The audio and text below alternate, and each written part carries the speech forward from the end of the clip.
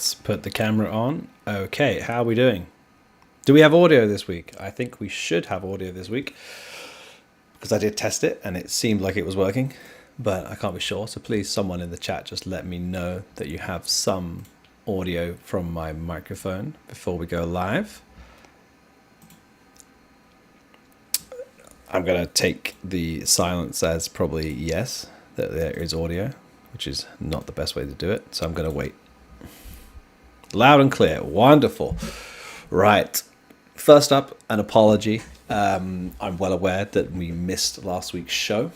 I believe it dropped after the second match day that we've had. So after the NRG game, I think was the time it should have happened. Sincere apologies. At the time, I hope you'll all understand, we had some more pressing matters to take care of. As in preparing for the next game against Tyloo, which obviously, in the end didn't go how we'd have liked it to go. So, the major itself was a pretty gross disappointment in that sense. So, I don't really want to dwell on it too much. Sincere apologies to all the fans who tuned in and rooted for us. I think we let ourselves down, we let you guys down, we let the organization down. I think we let everyone down really with how we played, and there's nothing we can do to change that at the moment. But obviously, we've still got a bright future ahead of us, and lots of events to play, lots to prepare for. Obviously, we'll have Holzak back with us going into the next season, which will be a significant boost. I said this on Talk Encounter. If anyone didn't watch my Talk Encounter, I went on Talk Encounter with Sponge and Moses last week while I was in Austin still. I said this there, and I'll say it again. I don't blame Junior at all for how we performed. I think he came in and did a great job as a substitute. It was really great having him with the rest of the team and playing with us again. And I think ultimately the blame as it stands, ultimately lies with me. But I think the players who are with us full time, bear more of the responsibility for the performance we had over those 3 days back in Austin than either Adrian as the coach or Junior as the sub. I think that we let ourselves down and we let them down. So I just want to make sure it's clear that I don't think not having our AWPA with us let ourselves down. I think we should have played at a higher level, regardless of who the AWPA was. So, I think that's the last I'll say on that for now. Where are we at? Season is technically over for us. We've gone on break now, so we have, I think, 3 weeks of break technically, and then we're back into scrims, and then back into Europe, and back into events. So not the longest break for us. Obviously, we would have liked it to be shorter by continuing to play the major. We'd like to still be there, and we'd like to only have 2 weeks off if that was ideal, because that would mean success at the major. So disappointing, but also not bad to have a few weeks of rest and then come straight back into it. So where are we at? Let's see. I guess we'll just share the tab and we'll go from there, since people want to know. Upcoming events, obviously not in the major.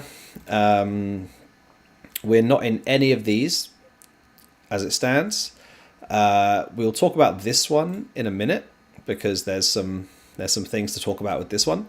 But we're not in any of these. These are all out of our reach, so to speak, for the most part.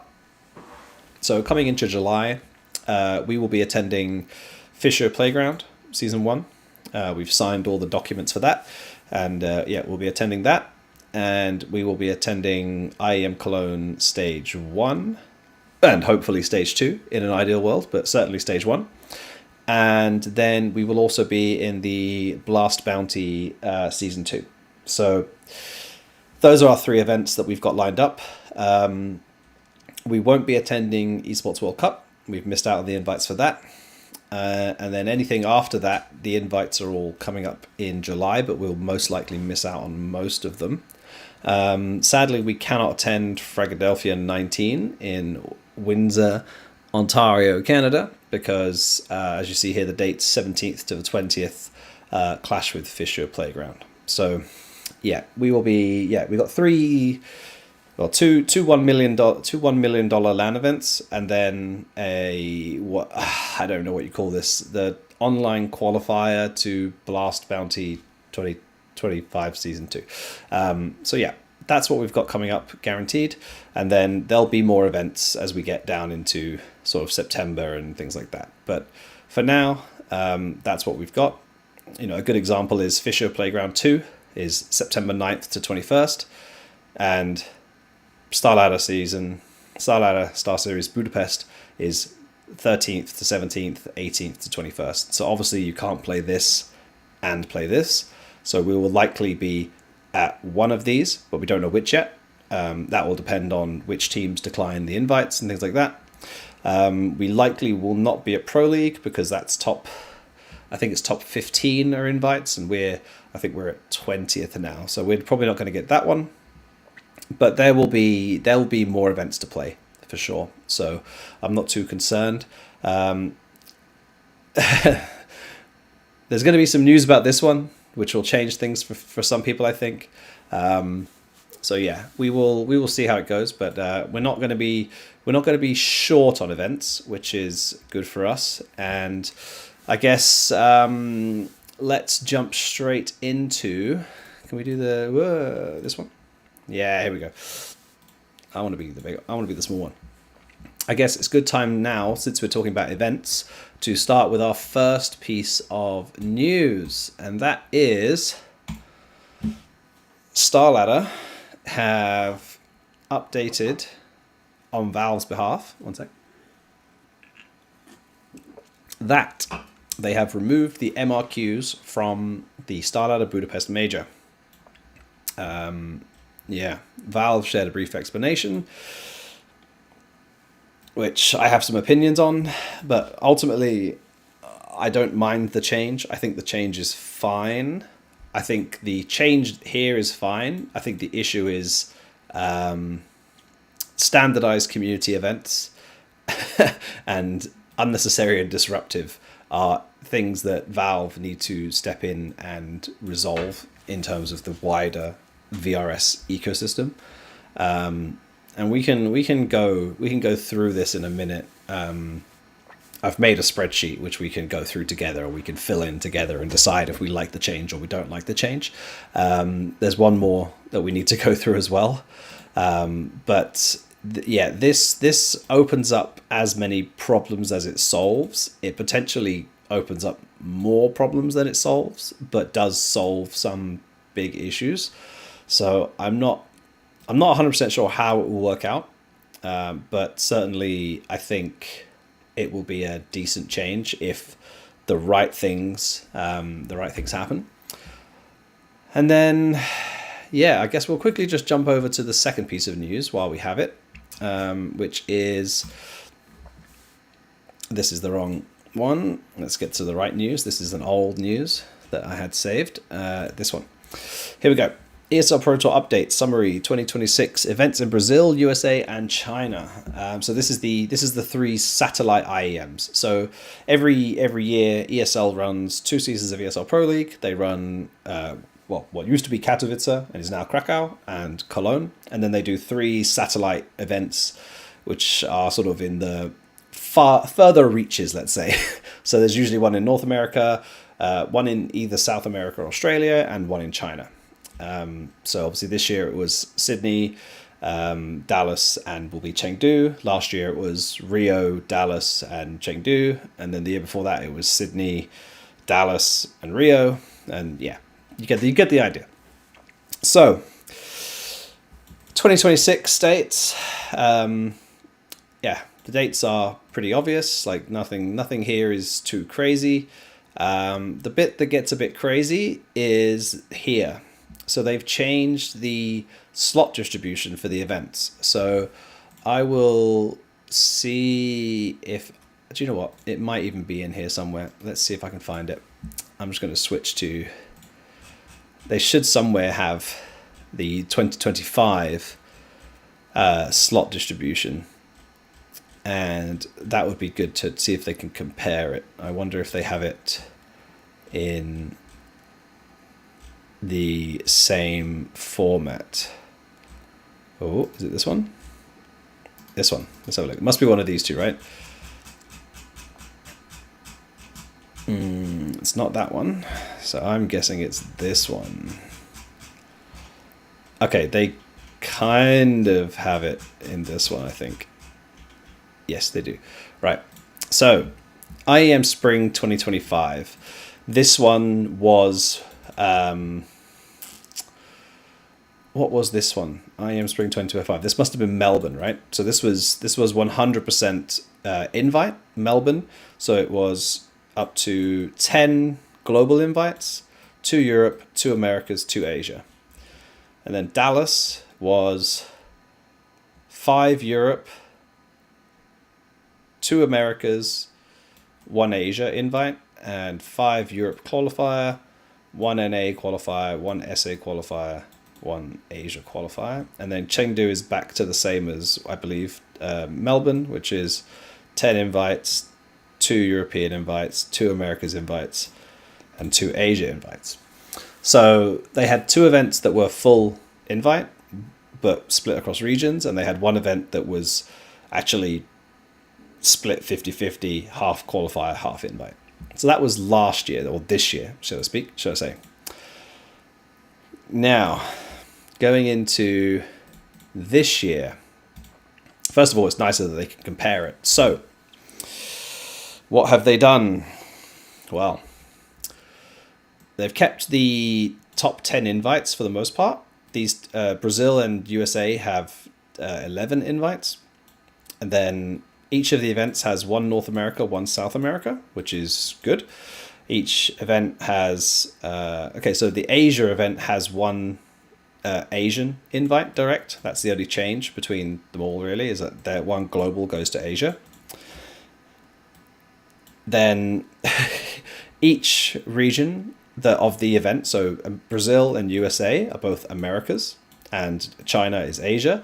They have a regional qualifier. And then there's these global qualifiers. So what does this mean? So let's explain this. I think it's all written down in here, but I'm just going to explain it to you now. So the Americas qualifier for IEM Brazil is an Americas qualifier that America's teams will be invited to, but will take place on the South American, I assume, Faceit servers.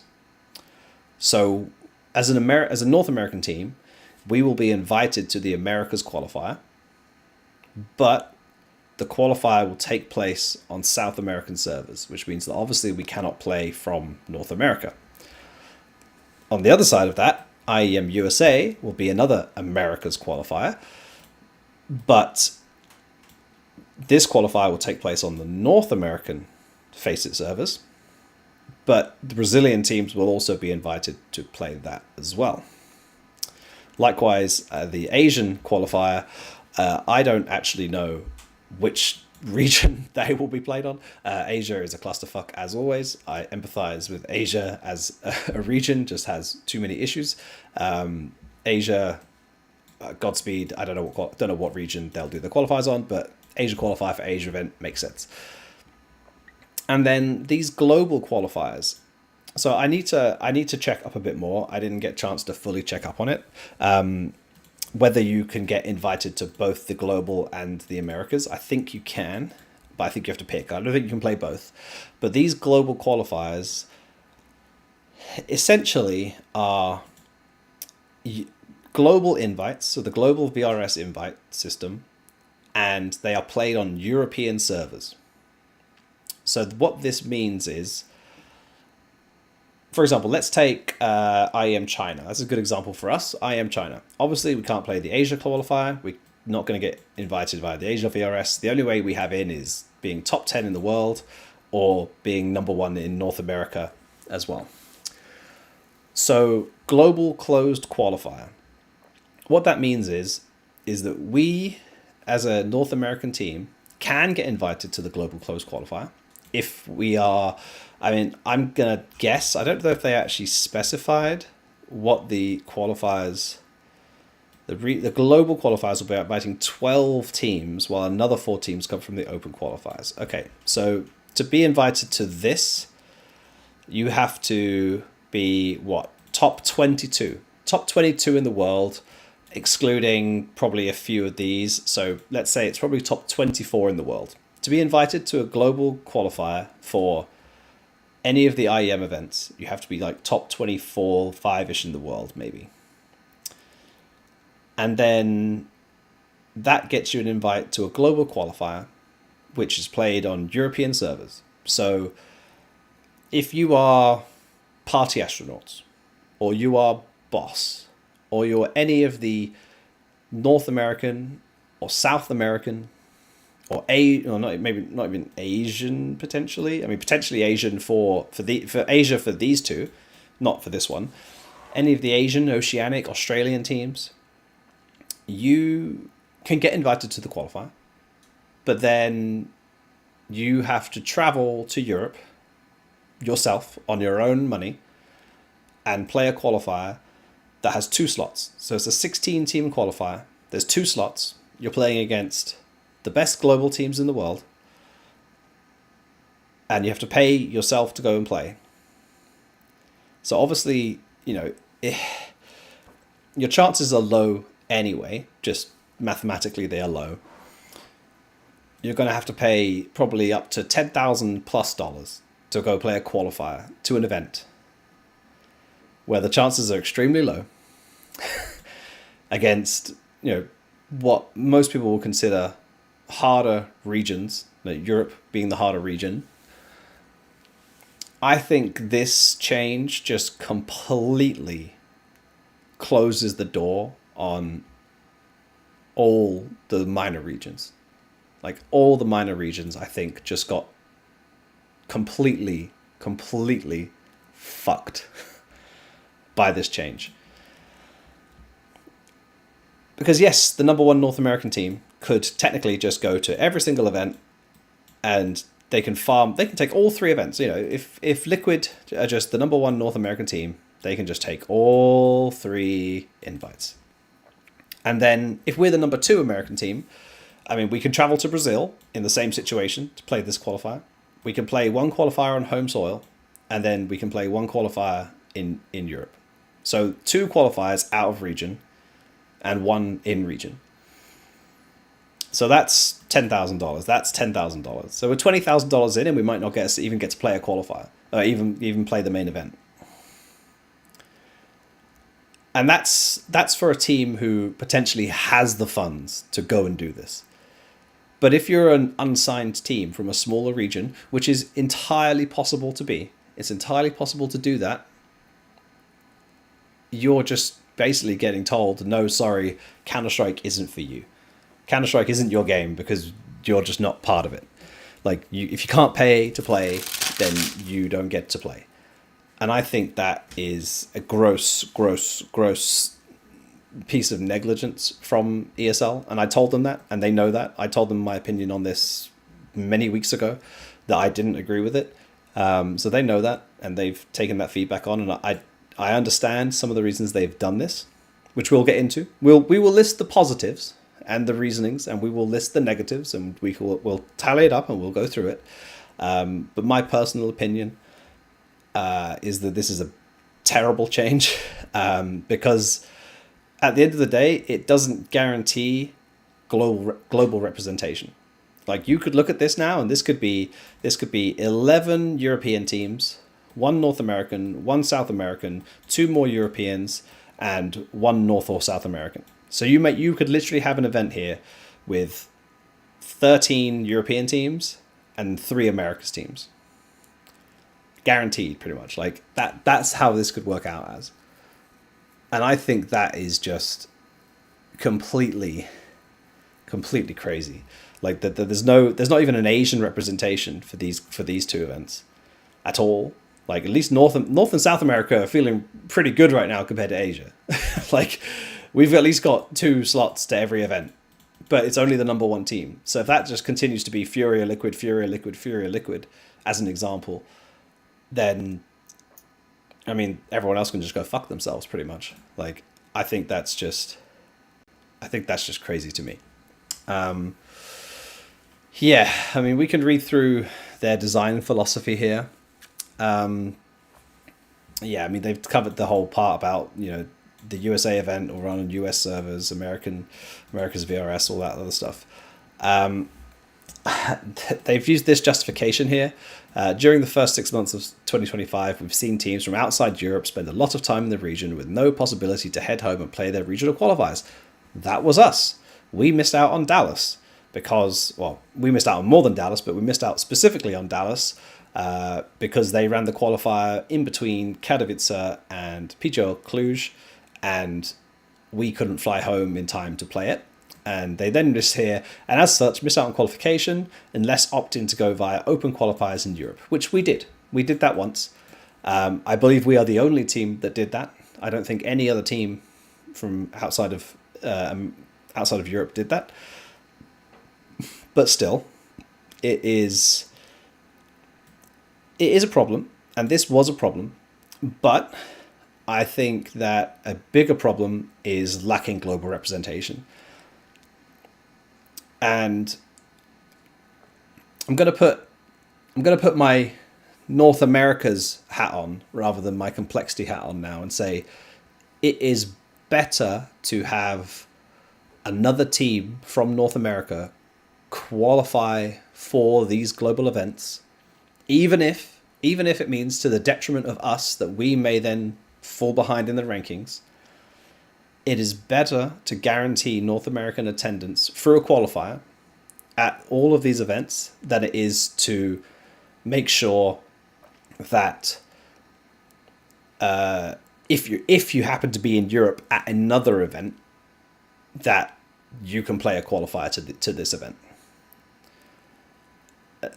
And that is going against complexity to some degree, because that would imply that that I'm completely fine with playing Cluj and Katowice and missing out on the qualifiers for Blast and missing out on the qualifiers for Dallas, which ultimately cost us quite a lot in the end. Like, not going to Dallas was tough, not going to Blast Open was tough. Like, those are events that we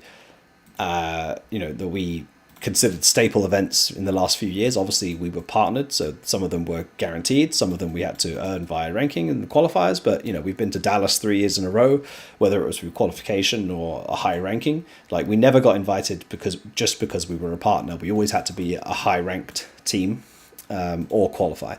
So we earned those spots, and this year we had no opportunity to earn that spot essentially, which is disappointing.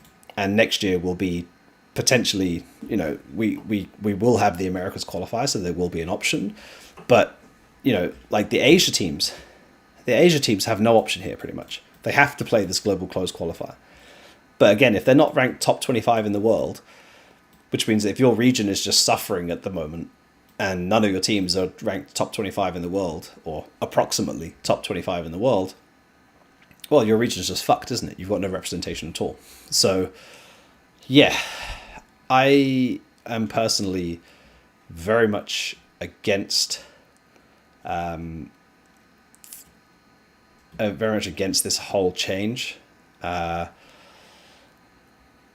think that, again, I understand why they made the change. I don't necessarily agree with it, but I understand why. I don't think this has changed much at all. I think this is the same.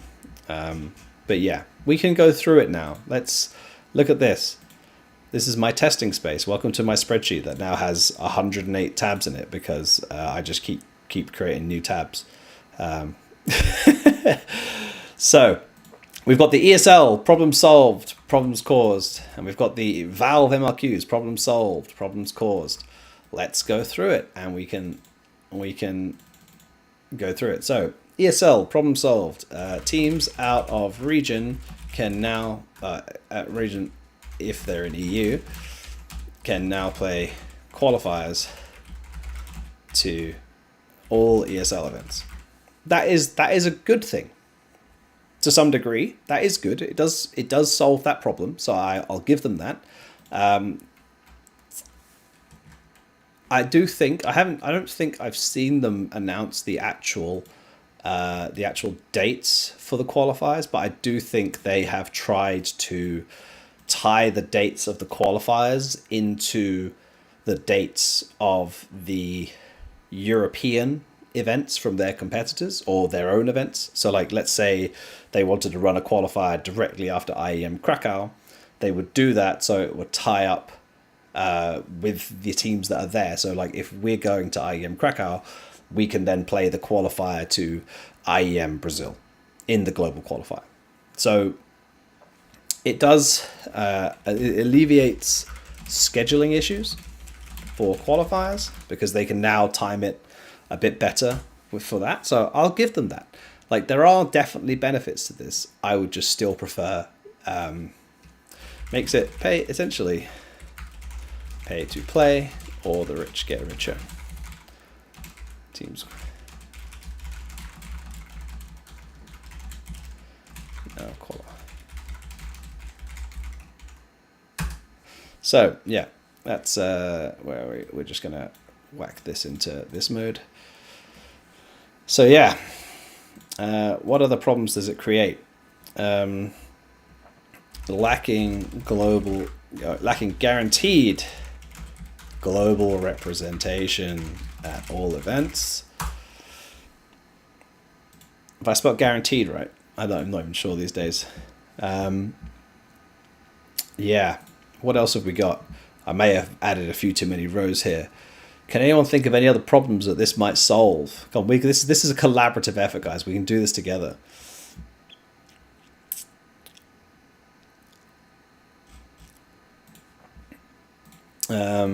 What else have we got?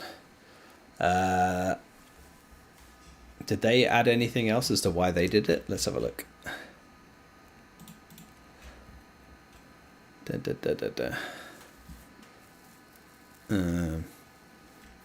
No, that's essentially the only thing they've written. I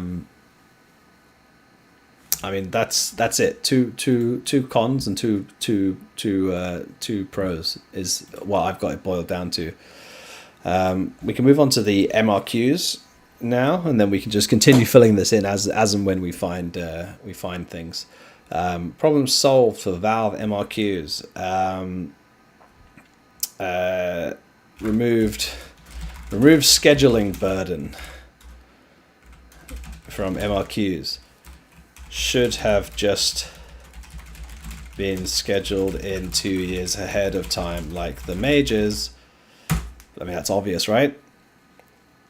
I mean, that's not really a problem created, but it's just it has to be the counteract to that, because it just has to be. What other problems have we solved? TOs refusing to run offline or LAN MRQs due to cost, Valve not contributing, leading to shitty formats and online play. Valve should have just contributed it for LAN MRQs. It's very obvious. What else have they solved? I mean, they've certainly created some problems. VRS is currently unsuitable and highly, what's the word? Susceptible. I'm not going to spell this right, and I don't think Google Spreadsheets fixes my spelling. Susceptible. God, how do you spell that? There's a C in it. That's why. There we go. To abuse. What else is there? What other problems does the new thing solve? Okay, so let's have a look. Duba, more time for teams to know they need to get their visas. Yes and no. So the cutoff is exactly the same for the invites. So, oh, you need to zoom in. Shit. How do I? Can I zoom in without? Okay. Well, I'm gone. Cool. Yeah, more times to get their visas. The cutoff date for the invites is exactly the same. So, I mean, technically they don't have to play the qualifier, so they gain like 2 weeks. But I would assume that if you get at the point where you get an invite to the MRQ, I would like to think that most teams, and it seems like 31 teams did, start getting their visas in place for the event. At least for Budapest, I don't think that. At least for Budapest, I don't think that any team is going to be. Yeah, I'll try that thing with the camera. Is going to be having trouble getting Schengen visas, so I think we should be fine. All right, let's see if I can scroll in far enough that this actually works. All right, that is about as comfortable as I can make it. Can you read that? Is that scrolling for you? I can't tell. I'm going to make it tiny and see what happens. Oh yeah, that is scrolling for you. Okay, cool. One more out. There we go. Can you read that?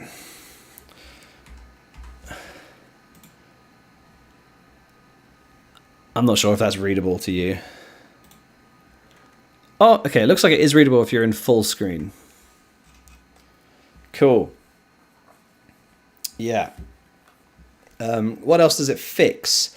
Asia region is fixed. Asia sub-regions, I guess, are no longer relevant for qualifiers / ping. In case anyone wasn't aware, Starladder created 3 sub-regions that were different to Blast's 3 sub-regions, which were different to the 3 sub-regions that Valve lists on the third-party tournament organizer rules, which means that there was technically 3 different sub-regions of 3 different... Yeah, you can see where I'm going with this. Oh. Huh.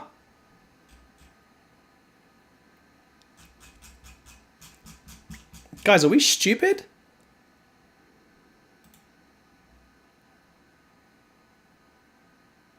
Sorry, I need to jump into this because I don't think anyone even realized this. Edo, 2 days ago, removed the MRQs. 2 days ago, removed them. How did none of us see this?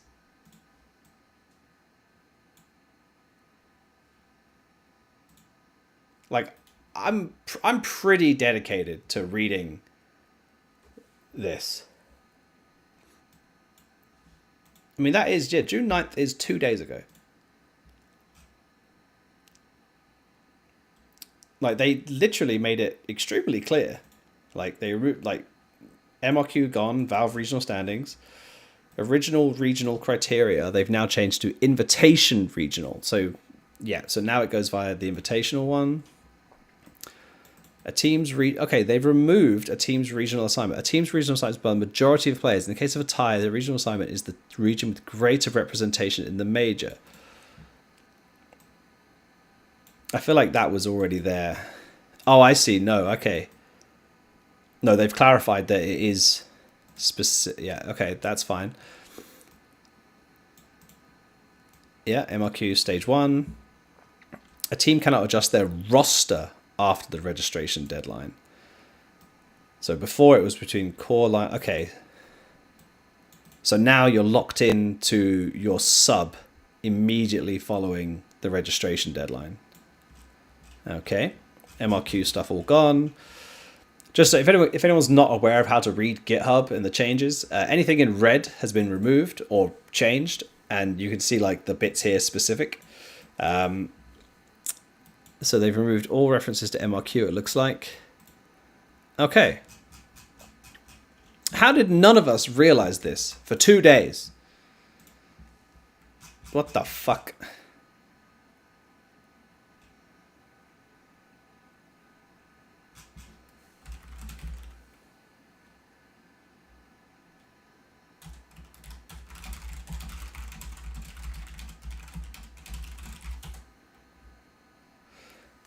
Okay, well, Finn, that's on you and me, brother, because that's hold on. So let's have a look here. Thugs Bunny, they didn't like wildcard subbing in Stu for the NA lock-in. So that was reference to this rule here, right? And does this fix it? I think it does. I think they've fixed the Stewie 2K. They've Stewie 2K'd this. We had the drillers rule, and now we've got the Stewie 2K rule. I need to go read this in the normal thing just to see how it refers to it. But yeah, so a team's regional assignment is the region represented by the majority of its players. In case of a tie, their regional representation is the greater representation, i.e. Europe, then Americas, then Asia. Yes. So this would remove the Stewie 2K rule, because if they were to do what they did this time, where they revert their roster back to 2 European, 1 Asia, 1 Americas, they then would change their regional assignment, because their regional assignment would be the roster of it, would be the players they have registered. So last time, just to remind ourselves, oh god, that's my susceptible thing. Last time they were able to get around with it because a team's region is determined by the region of the VRS they have been invited. Because they were invited on the Americas VRS, because they made the switch, they were able to get around it. They won't be able to do that this time because of that change. So that is that's significant in a sense that it removes that abuse, which is great. In fact, because it's here now, I need to go tweet about this so I can get all the fucking karma, okay? So give me 2 seconds. I'm going to go tweet about this. Then I'll get back to you guys, okay? Because I saw it first. So I need the help, okay? Let me just get this done. This is important. Right, here we go.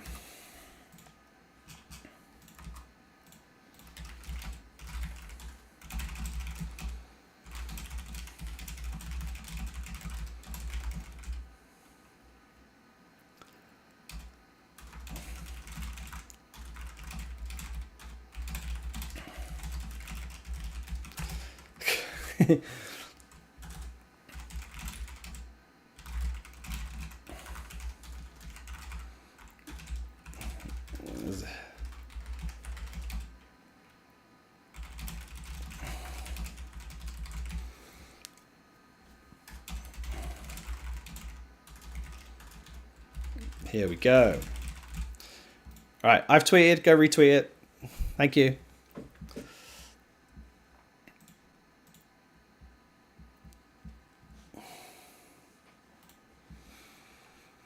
Right. Back to MRQs. I'm really upset about this. I only actually opened up the Valve thing to look at the TOR, this one, which hasn't been updated in 3 months. 3 months it hasn't been updated. That is depressing. And then I saw this 2 days ago and I was like, what the fuck? I didn't know it was 2 days ago.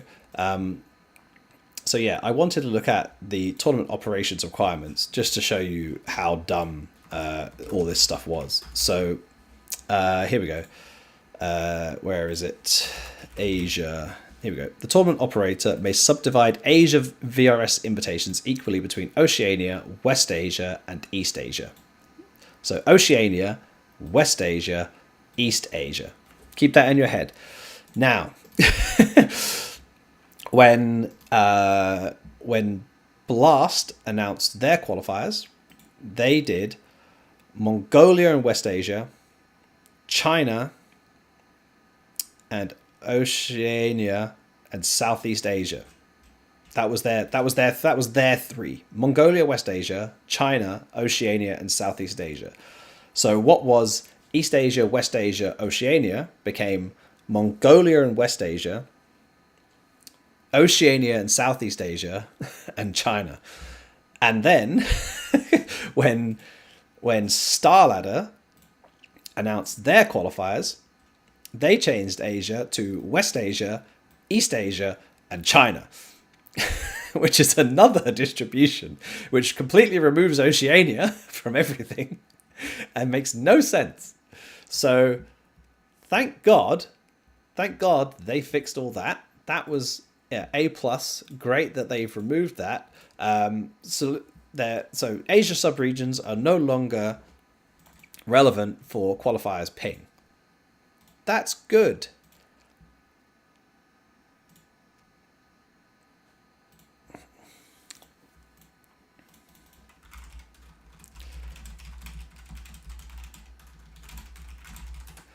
So, while we're here, there is something we need to check actually, because I was pretty sure about it, but I haven't actually confirmed. We're going to share this tab again, go back to the major supplemental rulebook, and just confirm. Okay, cool. Major invites for summer 2025 based on the performance of winter 2024. So they haven't updated this yet, but they have left it as it is.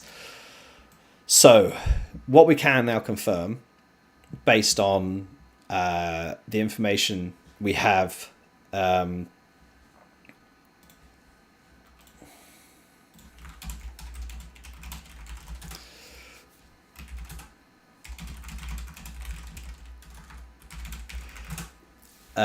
I saw, where is it? So based on, here we go. So one stage 2 invite is assigned for every team that reaches stage 3 of the previous major. So we now know the slot distribution, at least for the total amounts of teams that will be invited to Budapest. So because, where are we? Let's go through this quickly. Let's just jump into Austin quickly. So teams in stage 3 of the major are 1 European, 2 Europeans, 3, 4, 5, 6, 7, 8, 9. Have I missed one? 10. 10 Europeans. So 10 European slots will get distributed to at least stage 2. And then you've got 1, 2 Asia slots and 1, 2, 3, 4 Americas slots. And you can add those. You can add those numbers to the predetermined what used to be qualification slots. What used to be qualification slots, but is now will now be invite slots. So Europe got 10 in what used to be 10 invite slots plus their 6, so they remain at 16. Americas has lost 1 slot, so we used to have 5 invite slots. We now only have 4. So we will be down to 10 slots rather than 11 slots. And Asia gained 1 invite slot, or 1 stage 2 or stage 3 slot. The only thing we don't know right now for Budapest is the 8 teams that make playoffs will earn stage 3 invites for their region, and the other ones will be stage 2. So right now, all of them are stage 2. Whichever teams make playoffs earn stage 3 invites for their group. So that is good news, assuming everything stays the same, because it's good, because it's Valve regional standings. Regions implies that they want to use the regions. So I hope they retain this. It seems like they want to, given the fact they didn't edit it out in any way. And they did edit some of the stuff. So great. We can go back to our positive negatives. I'm going to read through the chat quickly because I've missed a lot of the chat because I can't read the chat while I'm going through all these different tabs. So let's have a look. Did we have anything? Oh my God, you guys have been chatting a lot. I've missed a lot of stuff. Let's have a look.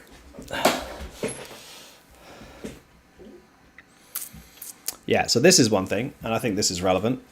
It sucks to lose a lot of the qualifiers themselves, as Tier 1 qualifiers are like half of the Tier 2 circuit. I completely agree. Tier 2 circuit loses valuable events to even earn some VRS points, because that's how a lot of teams do earn their VRS points. It's just through Tier 1 qualifiers. So I think that is a good point, Mr. Anonymous Source, or an anonymous source. What else have we got? Yeah, Here we go. Tuba. Even if one of the global teams from outside Europe went and played the qualifier and made it to the main event, they would still likely need to make it to top 8 in the main event just to cover their costs of getting to Europe.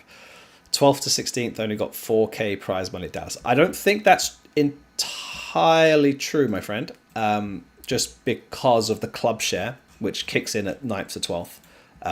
It's not listed on Liquipedia, but it is listed on ESL's. I think it might be the same, but yeah, technically you do get $15,000 for the club reward to finishing 9th to 12th.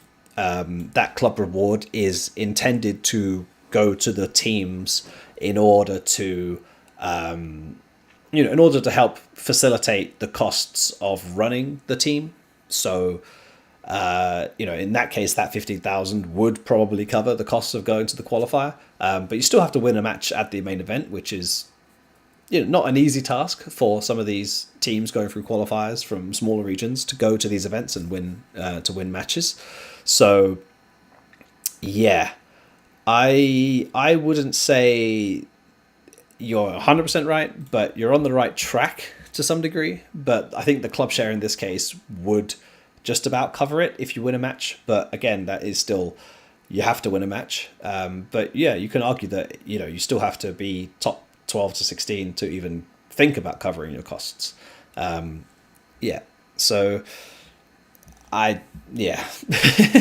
it's tough. All right, back to our tab. Let's have a look and see what we can do.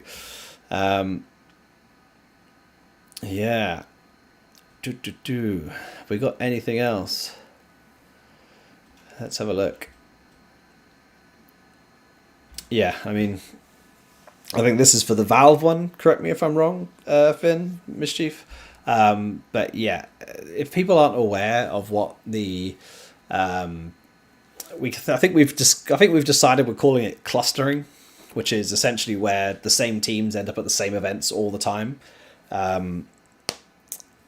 and it is a massive issue, and it will be a huge issue going into the next series of events, because let's say you're a team that was top 16, so you're playing this event, Fisher Playground, you play Cologne, you then will likely go and play Blast Bounty. If you're top 15, you get Esports World Cup, and those events are all been invited for, and it's mostly the same teams. And then the next invites go out in 3 weeks after the major, and that will cover Blast Open, it will cover Fisher Playground, it will cover Pro League, it will cover Star Ladder, but Star Ladder and Fisher do overlap. It will also cover CAC, I believe, will also be covered in that same one, although CAC is less problematic now because it's now after the major qualifiers, but it will still cover it. So essentially you've got 1, 2, 3 events, 4 events that all now go on the cutoff before the major, and they're all on the same ranking. So the same 16 teams could essentially attend the same events 4 times, and then you've got no way of really getting any points if you're just outside that, which is problematic and will become a problem for sure, because now teams know that everything is done on that one invite date. They will just attend every event up until that point, and then they'll take a break in October when the invites don't mean anything. So yeah, you're going to see a lot of the same teams playing all the same events from July essentially until the end of September. And then as soon as September passes, I imagine most of the big teams will take a big old break. Big break. And then they'll come back. So they'll probably skip a CAC. Then why go to China if you're qualified for the major and you've played all these? They'll skip CAC. They'll probably play Thunderpick from Malta or something. They'll probably skip Bucharest, because why do you need to get events in November? Doesn't matter, right? They'll skip Bucharest. They might even skip Chengdu. Why go all the way to China if you've already played all these events? Or they'll just skip all these events and just go to China because they need the ESL points or whatever it is. And, they'll probably go from China to Hong Kong because that makes a lot of sense, 9th November. So the big teams will do these two events back to back. And then they'll take, 2 weeks off, 3 weeks off probably, because they'll probably be invited to stage 2, and then they'll play stage 2. And yeah, I mean, it does mean that we should have a lot of events to play in October, if only they weren't all on the same dates. So you can't play all of them. Like, every event in October is basically on the same date, right? Like, this is on the same date as, well, not quite on the same date as this, but you're not going to get to China to play this if you're playing at the end of this, because you're not going to get there in 2 days. This is the start of the match day, so the media day is on the 13th. You can't fly to China from Europe on the same day, so you'd have to leave on the 11th, which means you can't play the end of Pro League and make it to CAC on time. Which means if you're not playing that, you'll probably play Thunderpick. So yeah, we might get CAC, but you can't play CAC and Thunderpick. There's also Rubet, and then there's this event in Mongolia. Like, all of these 4 events were all the events that were originally on the same dates as the MRQ, and they are no longer, well, they're all still the same dates, so you can't play all 4 of them. So there's only essentially this is technically a September event because the first stage of it is in September. This is stage 2, which is fully invite only top 8. So there's only one event. There's 2 events. there's 4 events on the same day, and then there's PGL Bucharest. That's all there is in October. So that sucks. All right, where are we? Let's have a look.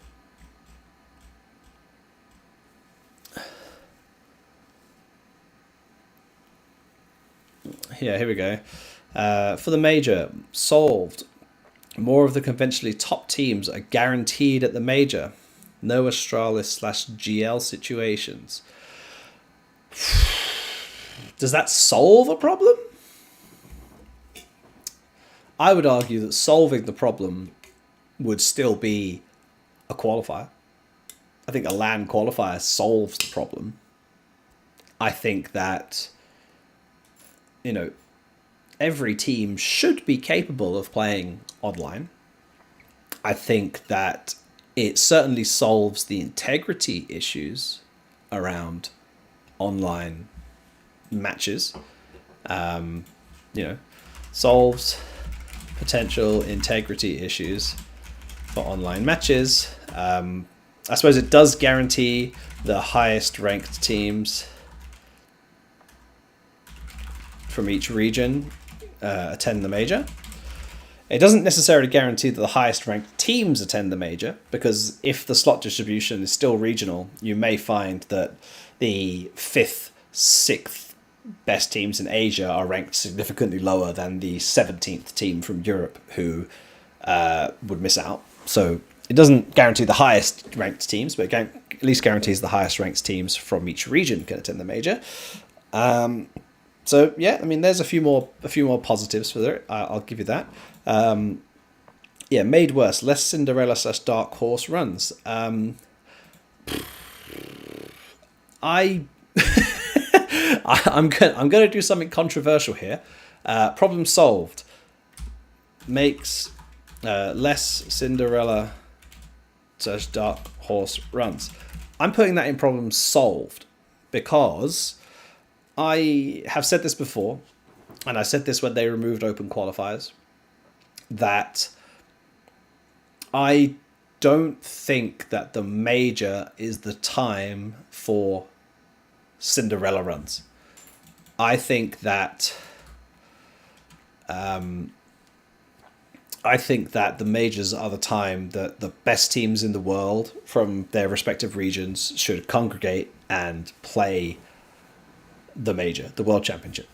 I don't think that, I said this when the open qualifiers were removed, that a team should be able to be formed a day before the qualifiers, get through the qualifiers, and qualify for the major. I think that's wrong. I don't think that should be something that we should celebrate. I think it devalues the rest of the ecosystem. I think it devalues the organizations who pour blood, sweat, tears, money into this ecosystem to try and compete, to then essentially make it all be worthless. And I think that without those organizations and without those players playing full time and contributing into the ecosystem, then they need to be able to take out of the ecosystem. And I think that those kind of dark horse Cinderella runs were not good. Having said that, I also fully understand where you're coming from. So there is a negative to the less dark horse Cinderella runs is VRS potentially is too volatile in a sense that or doesn't reflect true form of teams, so could invite incorrect teams. I think what you're trying to say is that it's nice to have teams who are in form and building their way up, and a good example would be Legacy. Clearly are significantly better than their ranking, so they do deserve the opportunity to go play, and they would have that taken away from them should they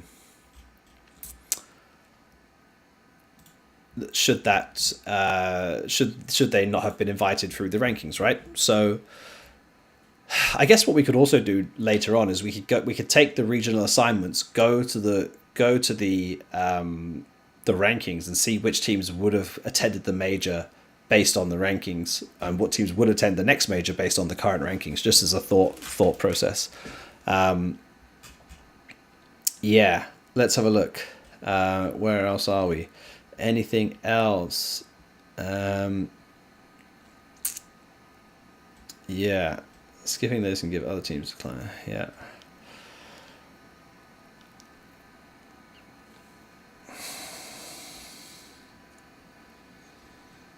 Oh, while you're here, Floofies, yes, I did. I did see that, and actually, I messaged Stiko, and oh god, okay, I messaged him about it.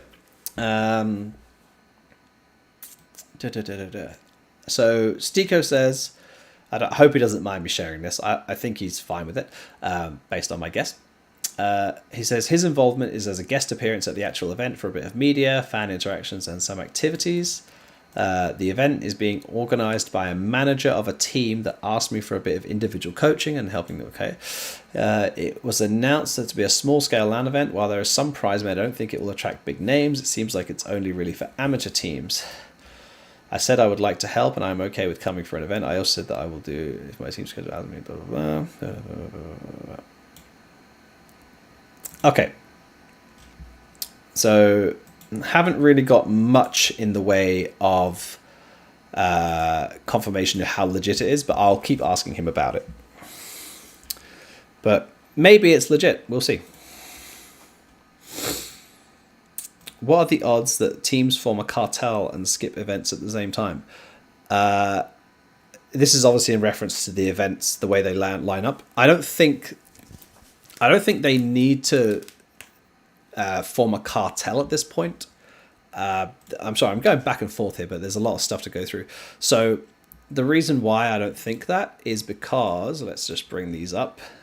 We're going to get through it. Qualifies the LAN finals. This gives you frequent flyer tickets. Right. So where are we at? So annual club incentive, IEM Dallas. So the reason why the cartel has formed essentially is because you'll see here, these are the teams that are earning the big bucks from ESL for attending lots of events, for gaining lots of viewership, and they earn points, which gives them a point share, which gives them a share of the total pot of money. So obviously you can see that I don't think they've got the calculation in here right now. Yeah, the event multiplier is once again a factor for teams who have attended multiple of our events. So essentially, the more events you attend, the more this. So they take your total viewership points and they multiply it by the events you attend to get your total points. So as you can see, even if Falcons went to the next event and did not get good viewership, they would still have 40.5 viewership points, and they would go up by 40.5 points. They go to 202.5 points, which would still probably put them way ahead of most of these teams, right? So just going to Chengdu would just give them that extra boost. Bear in mind that Falcons are confirmed for Cologne, essentially confirmed for Pro League, the next Pro League that is, and then they'll likely be confirmed for Chengdu. They will be able to get to, what is that, all 7 events?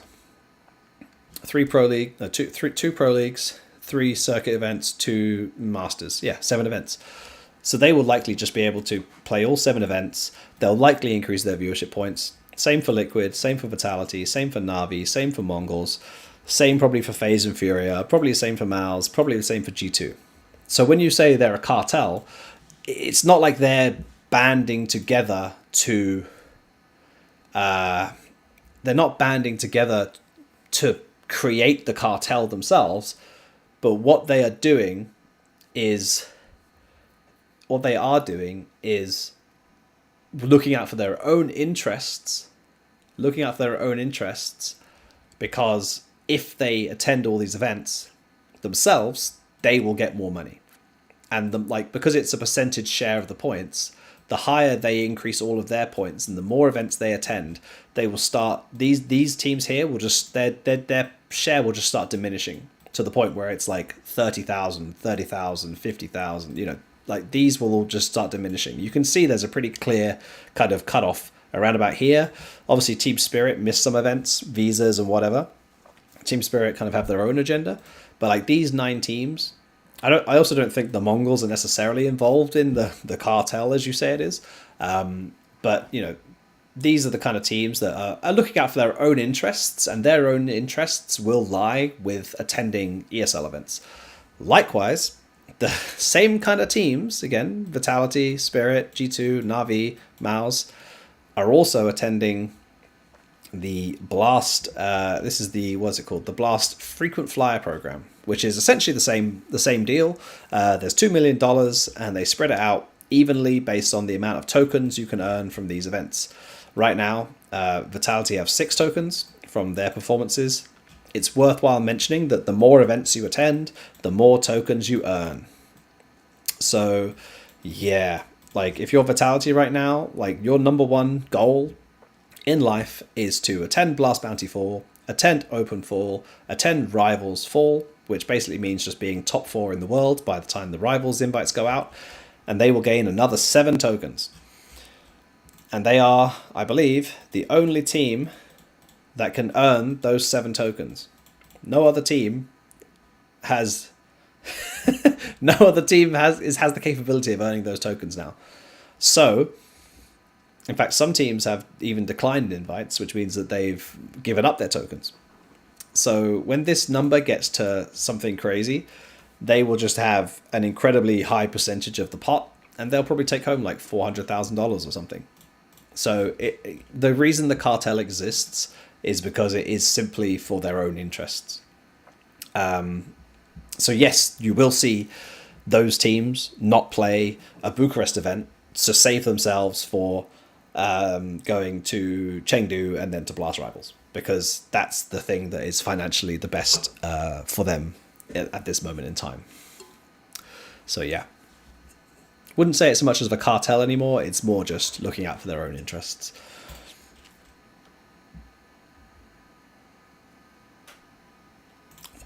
Duba, it's a storyline in the past for small orgs to make the major through a crazy qualifier run, and it's a life-changing financial increase for the orgs, and that won't be around as much anymore. I can assure you that qualifying for the major for any team outside of the top like 8 teams, 9 teams, 10 teams is still a life-changing financial increase for the organizations, and that will be around as much. Yeah, most of the teams that are in the kind of 11 to 30 range are still budgeting and working on the assumption that they will qualify to 1 or 2 majors a year. The ecosystem is not that deep that so many teams can just not function without that money. So yes, while it's great to have a small org get that amount of money, it's just as important for every other org to also get that amount of money. So I don't see it as being too much of an issue because the big teams are already going to get invited anyway, so that hasn't changed. What has changed is it's going to be more secure for those slightly below orgs, which does pain me to say because it does mean that Astralis will probably finally attend a major in 5 years, which is upsetting, and I grieve with the rest of you because that is disappointing. But you can also, there's two ways you can think about the Astralis situation. You can say, is the Counter-Strike ecosystem better with Astralis in it versus an Astralis that has won 4 majors, 3 in a row, had the greatest team of all time, and then falls apart into nothingness? Is that good for our legacy as a game that can happen? I'd argue it probably isn't good. It probably isn't good that Counter-Strike can exist without an Astralis in it. And this does go some way to fixing that. I think that if they can perform to a level that keeps them in the top 16 of European teams comfortably enough every single major cycle, then they probably do deserve to go to the major. That is a meritocracy, whether it's on a single 2-3 day qualifier or over a 6-month period. It is a meritocracy. So I'm not necessarily against it. Where are we?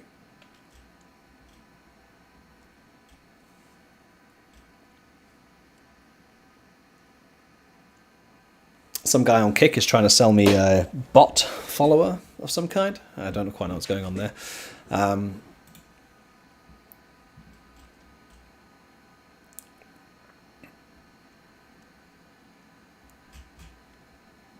Yeah, where are we at? I think we're doing pretty good now. We're just over an hour and 10 minutes in, which is usually when I say we're going to wrap this up in about 5 minutes, and then I go on for like another 35 minutes, which I do think we can do today. I'm not in any rush. There's so much stuff to still discuss. Right, where are we at on this, guys? Like, I feel like I felt like we had more to add to this. Have ESL solved any more problems? I suppose they've guaranteed higher level teams at their events, or the highest level teams at their events, because they've now basically said the best, they've thrown a stick in the middle of all the teams and said, made the best team win. So that's good for them.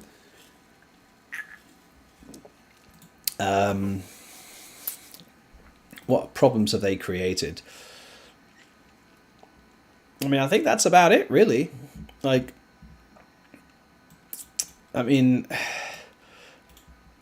I can't think of any more egregiously horrible things that ESL's situation has done.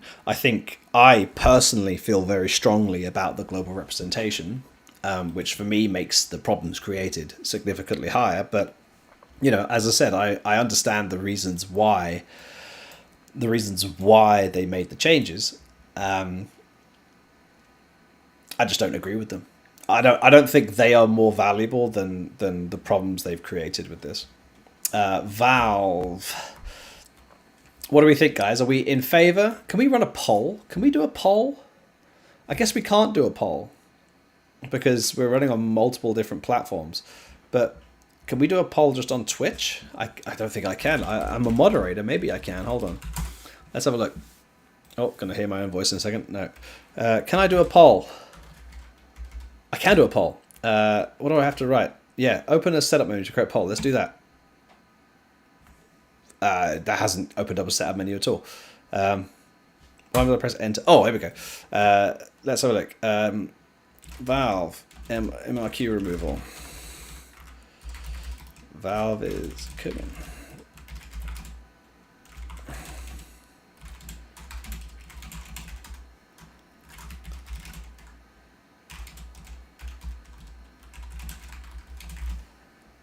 All right, boys. We got a 1 minute poll. Go. This is only on Twitch because I don't know how to do it anywhere else.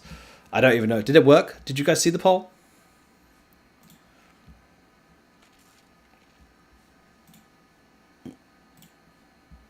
I can't tell it. Oh, yeah, I can see the poll. Yeah, go vote in the Twitch poll. And then we'll go through the results in a minute. I can have so much fun with this. Didn't even know. The show's just going to go to the next level every week. I would personally like to see a minimum standard for how an event qualifies for VRS. I agree. And technically there is no minimum, which is the correct.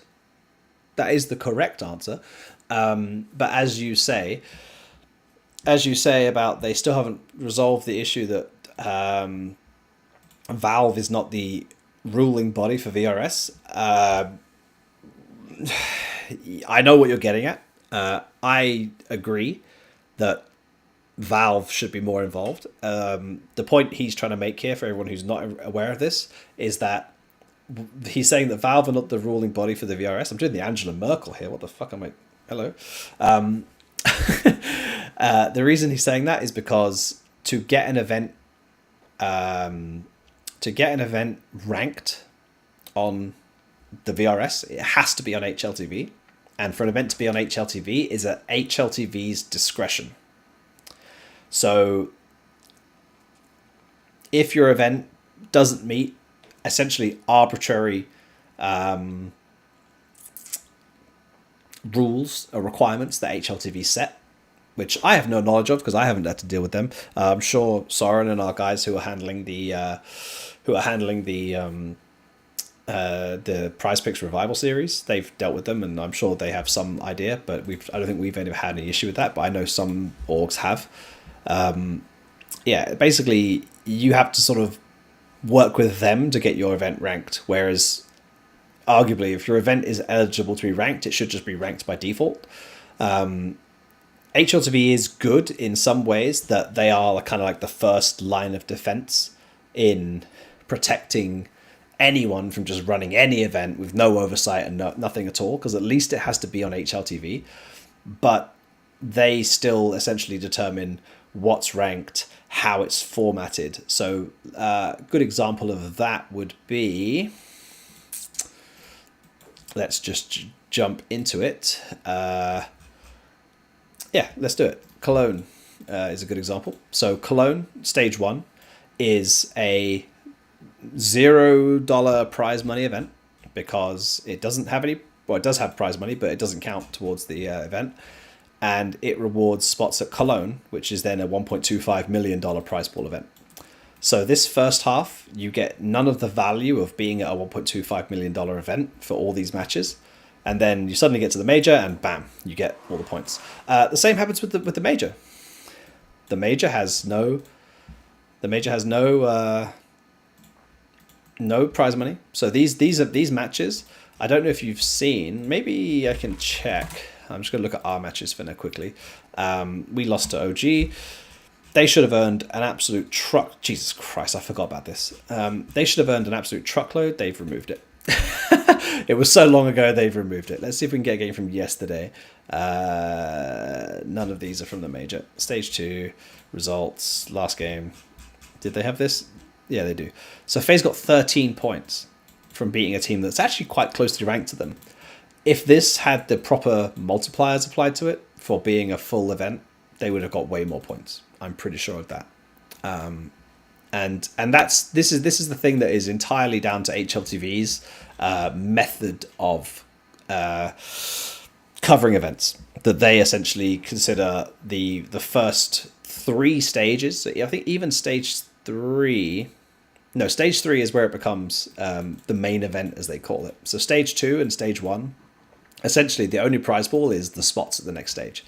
Even though prize money is assigned, these teams won $10,000. So there is 8 teams. There's $80,000 in this event that is just completely vanishes out of stage 2, which is depressing.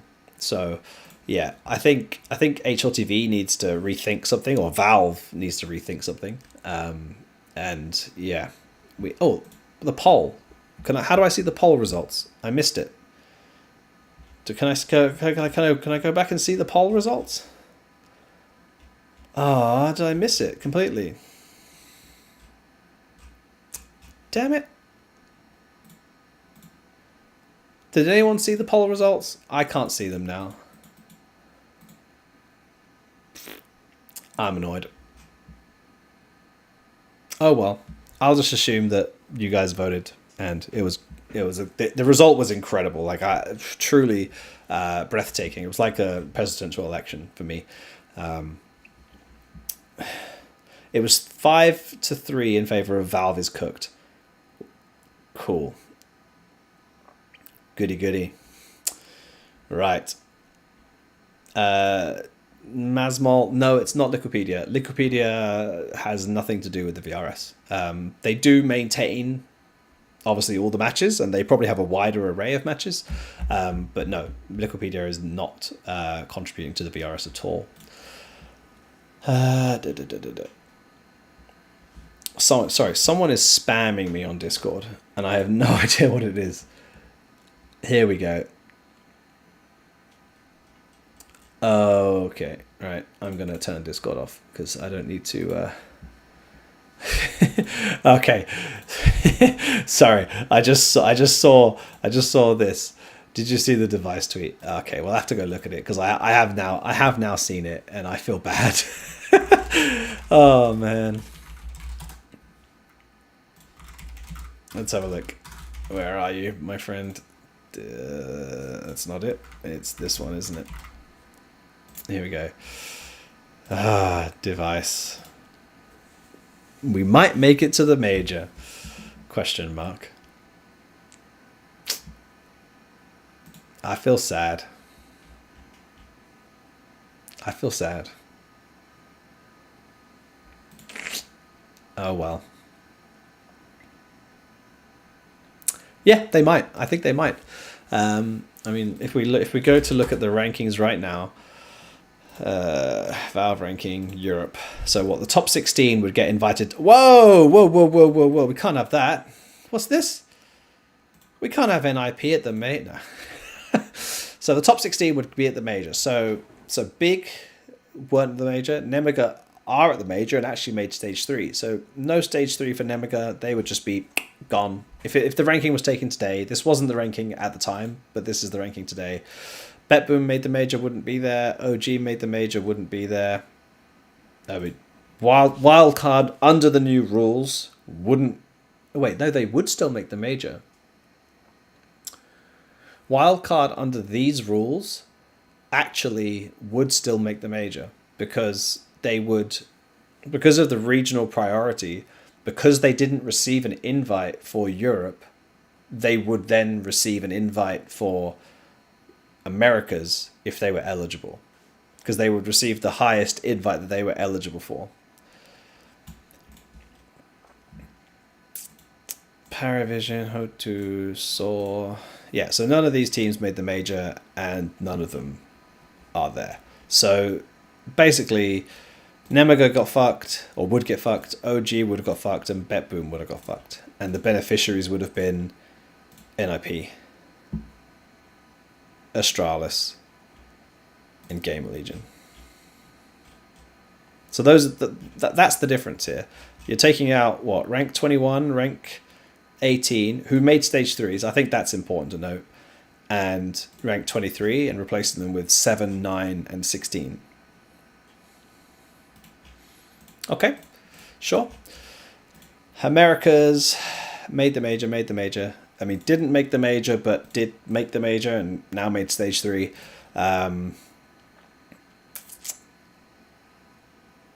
So yeah, all the top 10 teams made the major, but one team must have missed out.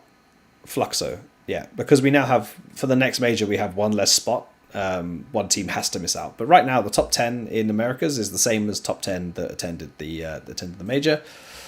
In Asia, yeah, I mean, the top 4 played the major, and that's why they've got the points. And now it would be top 6.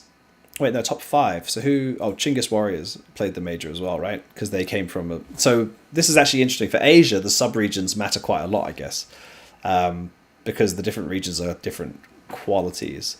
So obviously the top 4 played it, and then the next best Chinese team in the past couldn't get in, but now will be able to get in.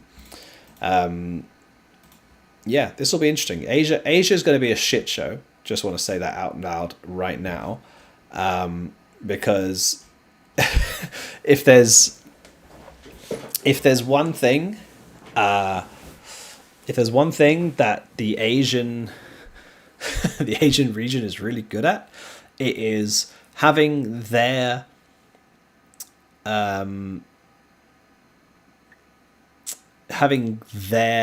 teams, having their tournament organizers run suspiciously convenient events to boost their sub-region or their region's points.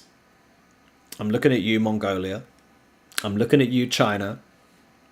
Like, we all know you've done it. Just saying it. There's lots of convenient LAN events that just pop up.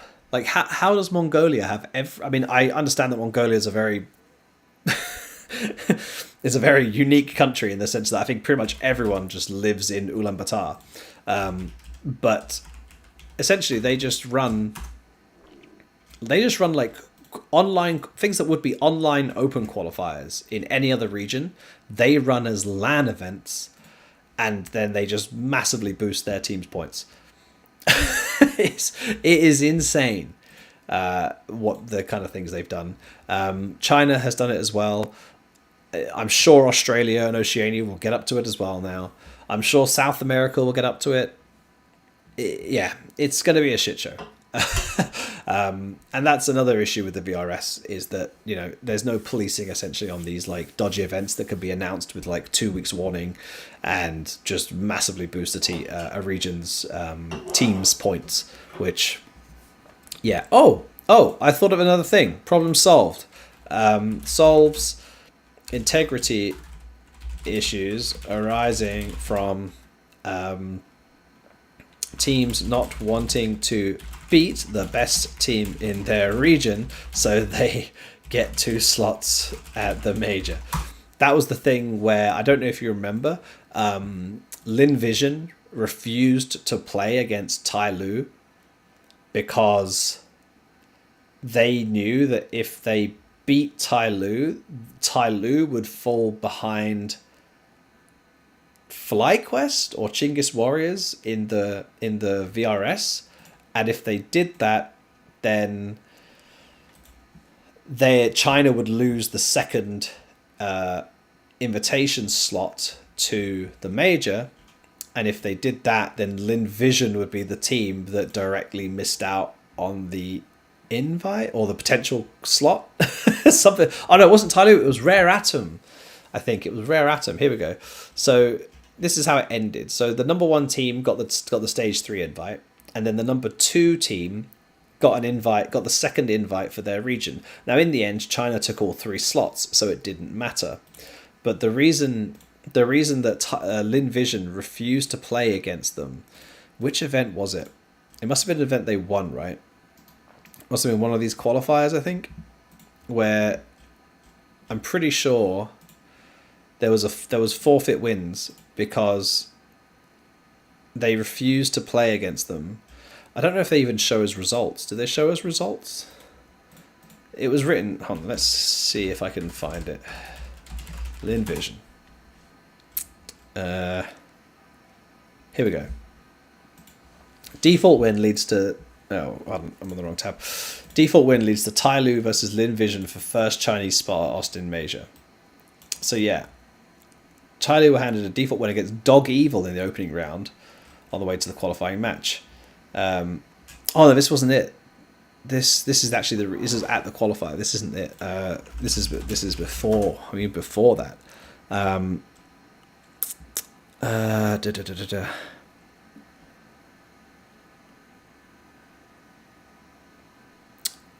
Was it Lin Vision or was it Rare Atom? Was it Rare Atom that didn't want to play? Or was it Tai Lu? Someone refused to play because they didn't want to beat the team that was the number 1 in the region, because it may have moved them away from being the number 1 in the region. And I can't remember which team it was. Can anyone remember which team it was? It was Lin Vision, right? But it wasn't qualifier. What was it?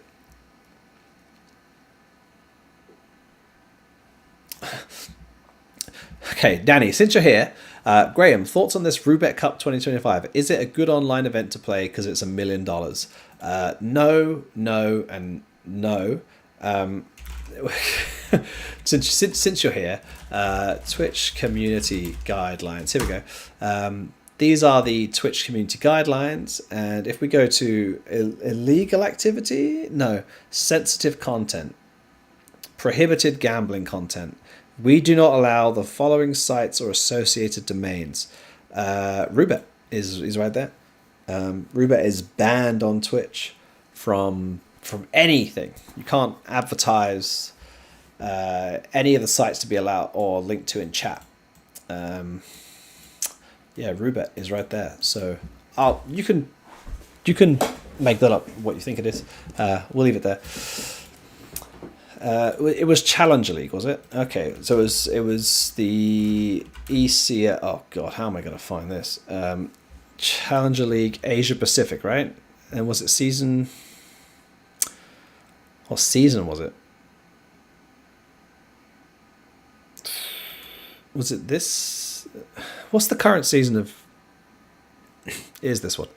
Okay. Are you sure it was Challenger League? Because I can see Lin Vision beating Tyloo here. They didn't forfeit anything. Do you remember which league it was? Wait, isn't FaZe sponsored by Rollbit? Probably. I mean, not because I think badly upon FaZe Clan, but probably because that is just the way the world is right now. I don't even know. How would you even find? I guess I guess you just look for the roll bit. It was the Astana qualifier. There we go. That's what it was. Here we go. We'll find it now. Yeah. This is it, right? PGL Astana qualifier.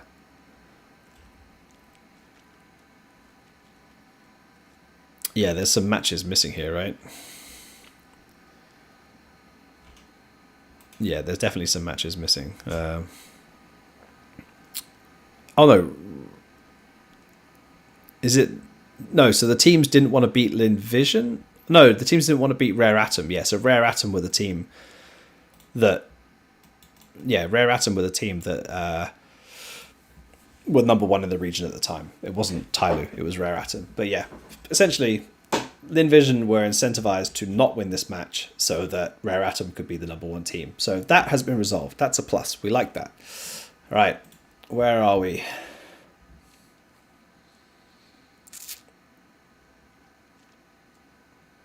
No, so for the first stage of the major, Blast advised teams that they were allowed to wear gambling and crypto sponsors that weren't legal to advertise in the USA because they considered it a global broadcast. But once they got to the playoffs, they would have to cover anything at their own risk. So most teams, I think, didn't tape a lot of stuff, which would have to be taped if they made it to the arena. I'm just gonna see if I can find. I know I have it somewhere. They sent a bunch of photos to us. I'm just gonna see if I can find FaZe's photos and see if I can actually see them, because I'm just curious if they do have it on their jersey, because that would break Twitch's terms of conditions, which is still a problem, even if it doesn't break Blast's terms and conditions. So I'm just purely curious, not because I'm going to tattle on them or snitch on them, although I suppose broadcasting the revelation would be snitching on them, but that's not really my problem. It's not on the front of their jerseys, at least. I can tell you that much. It could well be on the back of the jerseys, but it's not on the front of them, which is a good start. not usually that easy to find pictures of the back of people's jerseys because not many people take photos from the back. I'm not going to bother myself with this too much, but it's not on the front of their jerseys. So I don't know if they're still sponsored by Rollbit or not. Star. They do it on socials, but not on the jersey. Well, that would make sense. All right, we are 1.5 hours in, and oh wow, my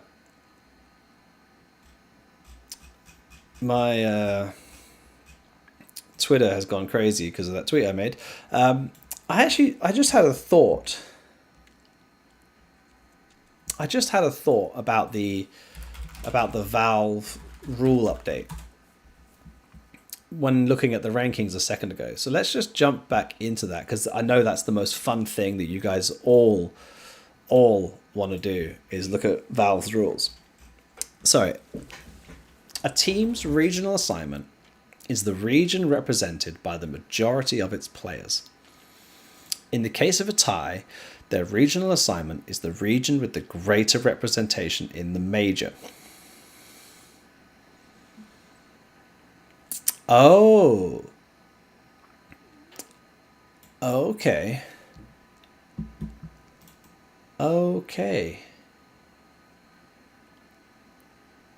Interesting. Hold on. So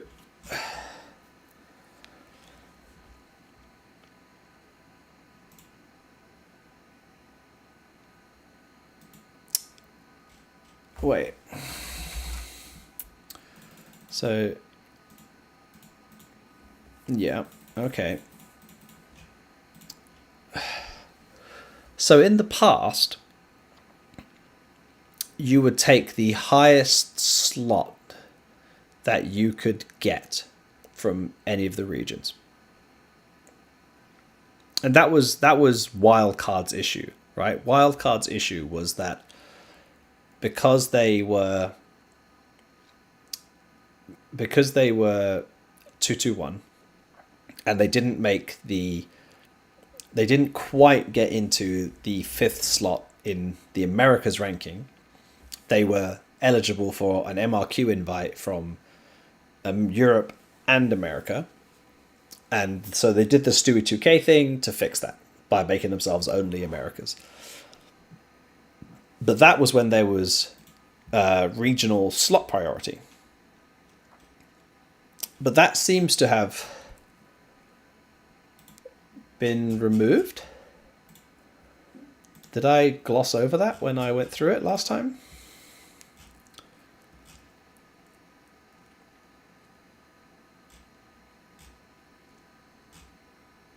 I mean, I'm not seeing it removed anywhere.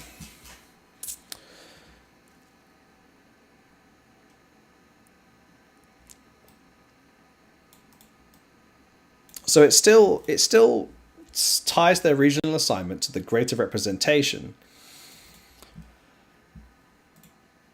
But they've definitely changed the way that it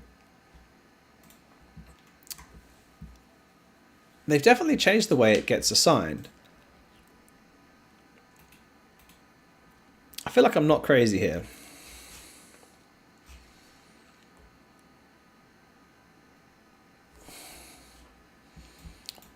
I need to go back and read an older version of this rulebook because I swear to God it read differently when I read it the last time. Hey, look at that. Merge pull from Mischief. Look at that. Here we go. Jan 16th. Let's just go to this one.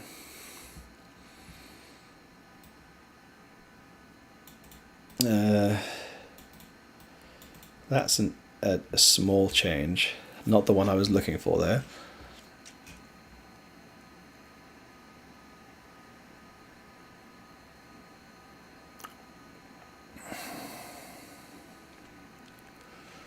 Yeah, so it's this rule here that's kind of gone. Line 62. Am I just crazy?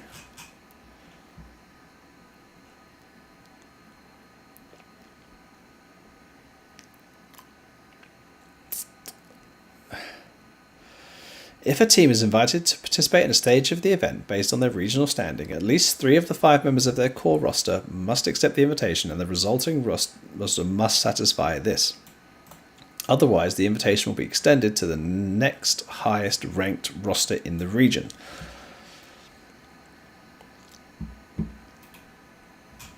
Does that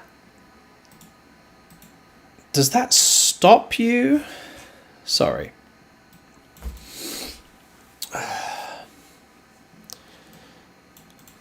Can anyone else read this? Like, Finn, are you there? Are you there, Finn? Because if you are, I wouldn't mind having your ear for 1 second. Because this is confusing me. If your regional assignment is assigned prior to you receiving the invite, would that then remove you? So, like, if you were eligible for Europe and Americas, like Liquid and Wildcard, you would get your regional assignment would be the one with the greater representation, i.e. it would default to Europe.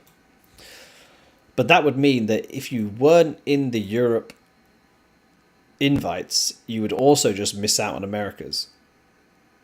So if you were even if you were the number 1 team in the Americas, but you were the 17th team on Europe, because your regional assignment has already been set to Europe, you would then not appear on the Valve regional standings, right? Because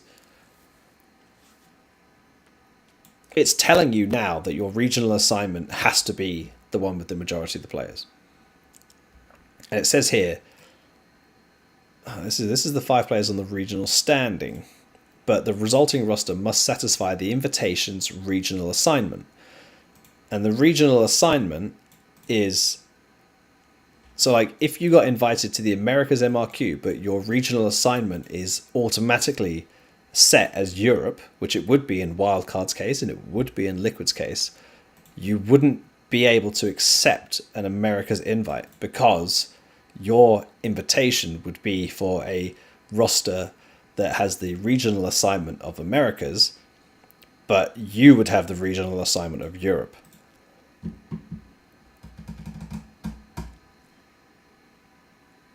This might be too far the other way if that is the intended, if that's the intended goal here. It might be too far the other way.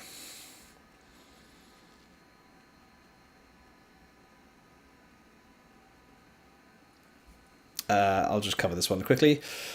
Missed the whole stream. Could someone say that will Americas lose a major spot due to Liquid being considering an EU team right now? The answer to that is no.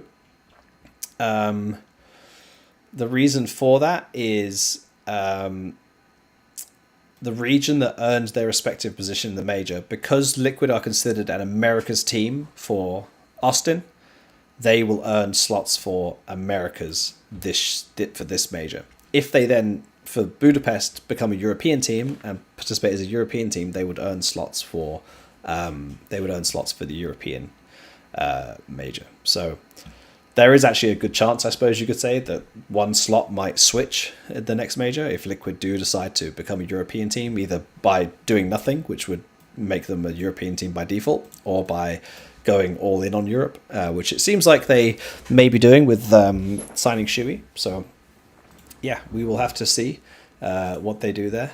But yeah, I guess we will find out. It's going to be an interesting. Oh, hold on 1 sec, guys. My daughter's just come in. 1 sec.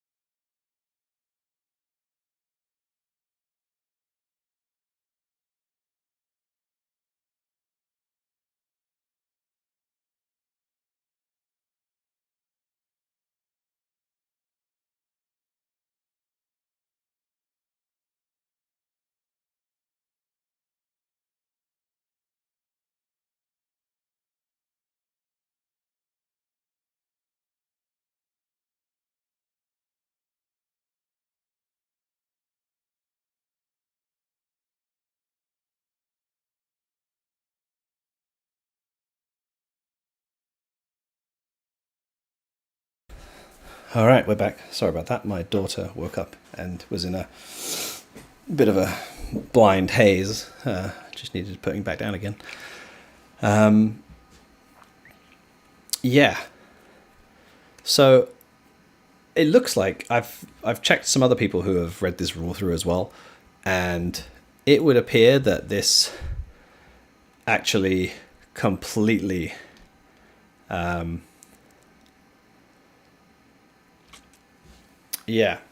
completely means, if it's taken to the letter of the rule as it is, that if you're not top 16 in Europe and you still have two Americas players, you just can't attend the major. So it might be too far the other way. We'll have to see how that plays out. But my gut feeling says they'll change it, and I think it probably should be changed. But at the same time, I don't mind it that much.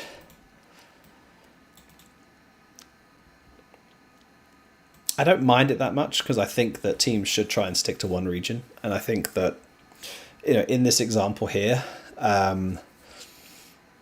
let's say you were wild card this year.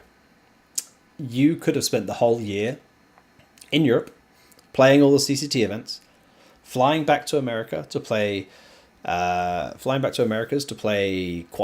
for Dallas, Bucharest, Astana, everything, and then driven yourself up the ranking, just constantly playing CCT, just matches, driven yourself up the ranking, gained the benefit of being a European team and being a North American team. If you were to do that and then not qualify as a European team to the major, you probably shouldn't qualify as an America's team either, because you're double dipping. So I actually don't dislike it that much. Now, I just want to clarify, Wildcard did not do that. Wildcard didn't accept a single European invite while they were eligible to. So I'll give them the benefit of the doubt. I consider them an America's team for that reason, because they could have abused that and they didn't. But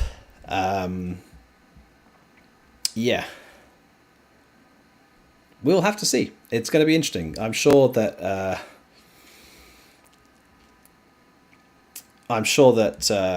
some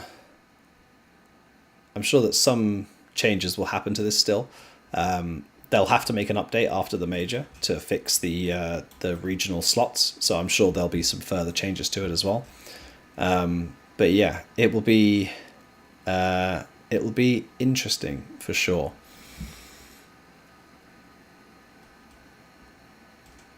Okay. Is there anything else we haven't covered? Oh, there is one thing we haven't covered, and I want to cover it because it just annoys me. I made a tweet earlier about Valve needing to take more care of the VRS system.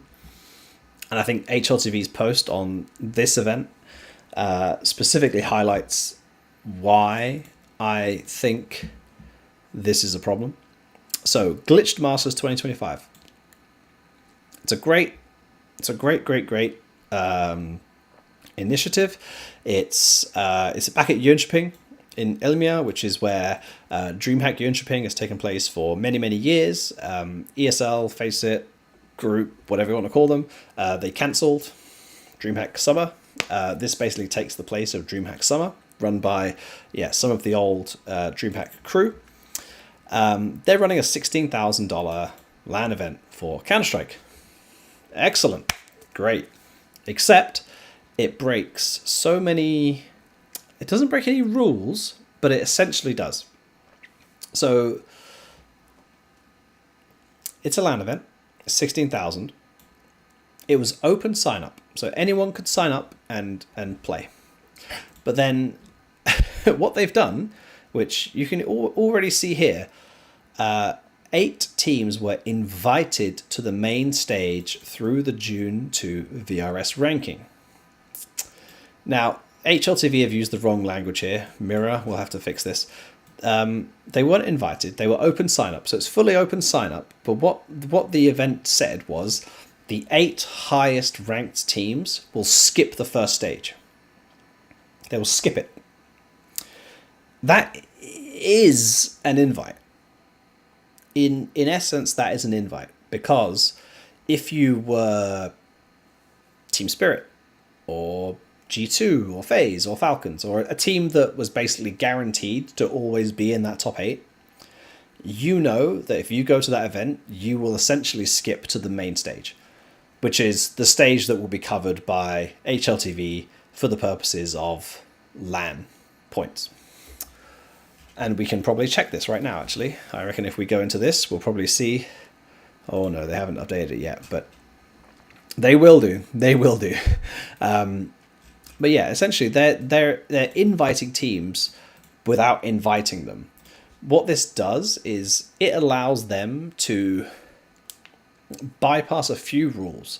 The primary one is, so for your event to have tier 1 teams invited to the final stage of your event, you have to announce that event 2 years in advance, 1 year in advance to announce it. Like we see the events for 2026 and 2027 even are getting announced already, dates and stuff. That's the level you have to be at to be able to invite tier 1 teams to your event.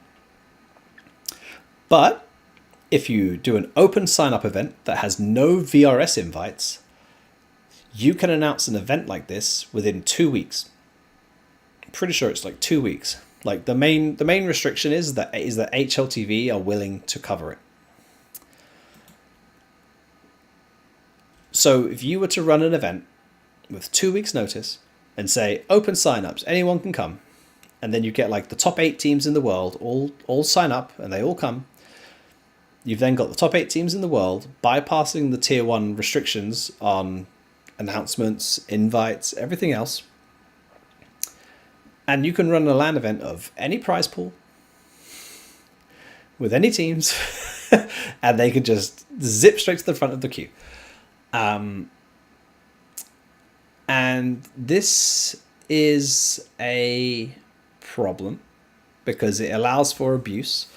Let's say you were a minor region who wanted to get some of your teams to the major. So you announce an event with 2 weeks notice, LAN event, bit of a convoluted format. Let's say it's a round robin, 6-team groups. So you get 5 matches. So that team can go and win 5 LAN matches, which is worth 200 points on the VRS pretty much every time. And then they'll get a bit of money from the prize pool. And you can do that within 2 weeks. Open signups. Kind of completely destroys the purpose of VRS. If they can just skip through to the next stage completely without anything in their way, essentially. So in my opinion, this event should not be allowed to happen. It should not count for VRS in the way it currently exists. These 8 teams should be forced to play the entire event with all the other teams going through the open qualifiers. Why are these teams being invited to the main event when every other team that signed up in the exact same way that they did, exact same way, have to play through open qualifiers? That is a huge issue for me. I think this event is one of many that completely just rips the TOR to shreds, and Valve have done nothing to stop it, and Valve had ample opportunity to stop it. Another event that is doing the exact same thing, we'll just go through it now because fuck it, I'm on a roll.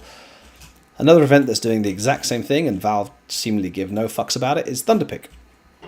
So the Thunderpick World Championship 2025, four teams are getting invited to the finals, and then another 8 teams are getting invited to the closed qualifier, and then there's 2 wildcard / VRS global slots. There's 2 more European series, 2 North American series, and 2 South American series.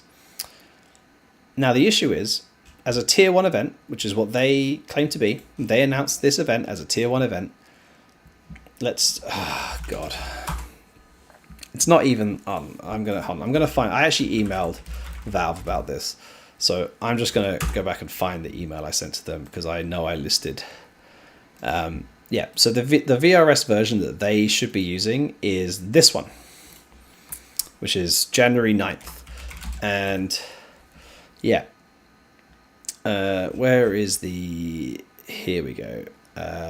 Yeah, if the licensee says the event is a tier 1 event, direct VRS invites must be extended to at least 16 rosters, and the main event must feature at least 8 rosters. So that's fine. And then where's the thing about wildcard invites? Where is it? Here we go. Wildcard invites. For any tournaments in which 8 or more rosters compete as part of the main event. So the main event of Thunderpick has 8 teams, remember, 8 teams. The licensee may choose to directly invite 2 eligible rosters, wildcard invites, on the invite date. For each additional 8 rosters competing in the main event, a licensee may add 2 more wildcard invites. So let's just go back and remind ourselves. So for an 8 team main event, which is what this is, 8 team main event, they can have 2 wildcard invites. So for an 8 team main event, they can have 2 wildcard invites. They have 1, 2, 3, 4, 5, 6, 7, 8 wildcard invites. I just want to clarify, these events are standalone tier 2 events. Like, they have a different VRS invite date. This is April 2025. This one is June 2025. So these are standalone events with their own prize pool. They do not qualify. Just want to clarify, they do not qualify you to the Thunderpick World Championship, because they cannot qualify you to the Thunderpick World Championship. They cannot qualify you to it. They do not qualify. They cannot qualify, because these are standalone tier 2 events. Sorry, I'll just show here. Like they say, it says qualifies to World Championship. It doesn't. It can't. Like, the rules don't allow it. These are essentially 6 wildcard events that they're inviting the winners of, which they would be eligible as wildcard invites, except that this event cannot invite this many teams. So, yeah. It's annoying.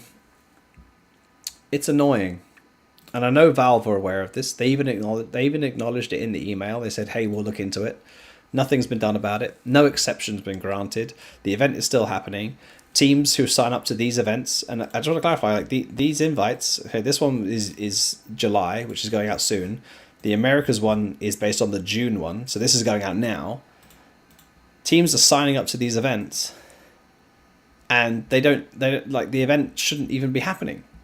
Like, this event cannot happen in its current form. And Valve are being negligent about it. They're not like stepping in and being like, yo, you can't do this. They're probably trying to find a way to make it work because it's already been announced and they don't want to fuck up anyone's plans. It's like, well, the plan should have conformed to the fucking rules in the first place. Like, it's not hard to do this. Like, it's really not hard. You might not like it, but it's not hard. And this completely just shits all over the TOR in every way. And it annoys the fuck out of me. Because it's not hard to do this. It's not hard for Valve to step in and be like, yo, you need to fix it or you're not being ranked. Like,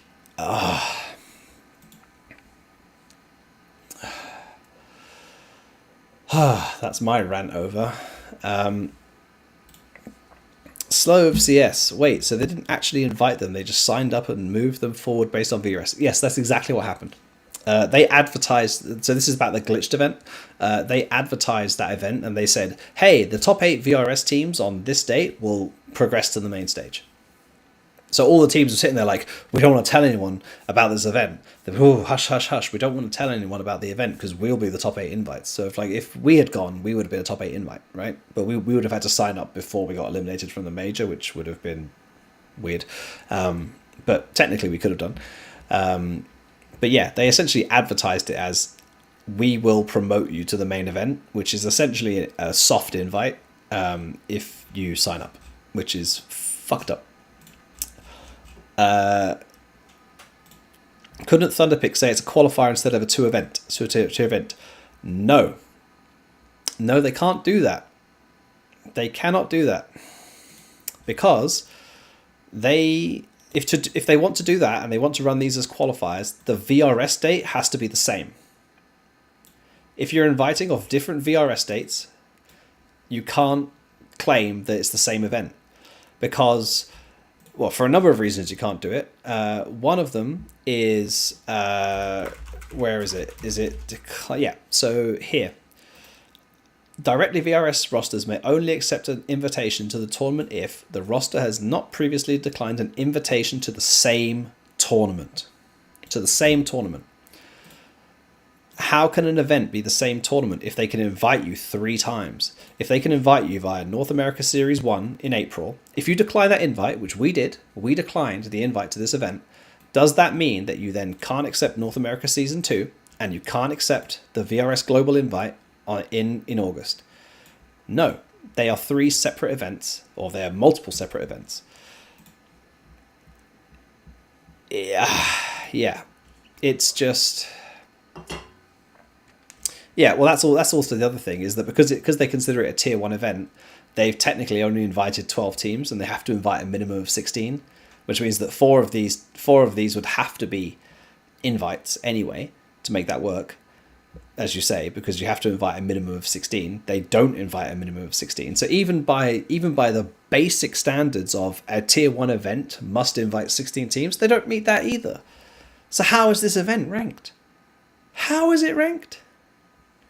Like, I've directly told Valve this. I've listed all the information. I've told them my own experience as a team of, like, not understanding why the event isn't ranked. Is it ranked? Can it not be ranked? Can you please tell me before I decline an invite? And they wouldn't answer. They responded, but they didn't answer. Like, that's fucked up. That's seriously fucked up. The whole of Thunderpick is just like, I've got nothing against the people at Thunderpick. Nothing at all against the people at Thunderpick. I'm glad they're running events. I'm glad they're running events for North American teams. What I don't like is not understanding whether an event I'm accepting an invite to is going to be ranked by the time I get to that event, whether declining that event will deny me opportunities in the future because it's not clear.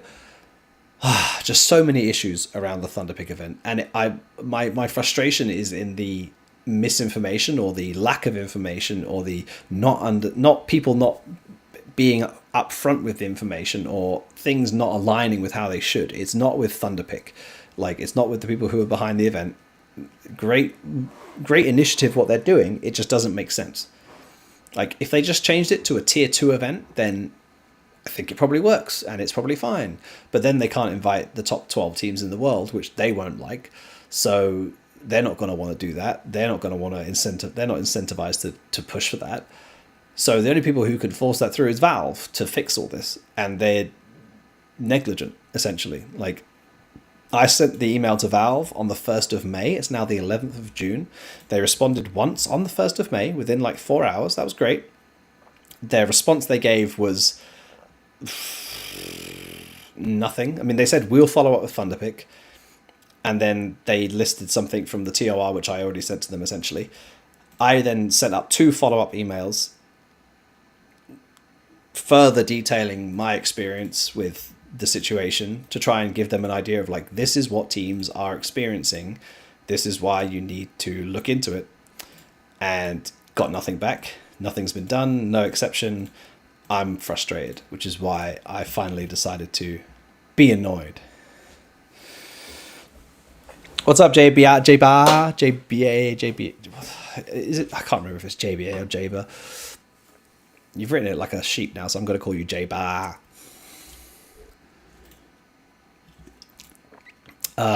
Ran over about Thunderpick. I'm fed up with it. Was there anything else that I have missed off? I told you it'd be a 2-hour stream, and it is now a 2-hour stream again. Cool. I don't think I've missed out on anything specific. Yeah, I think we're done here.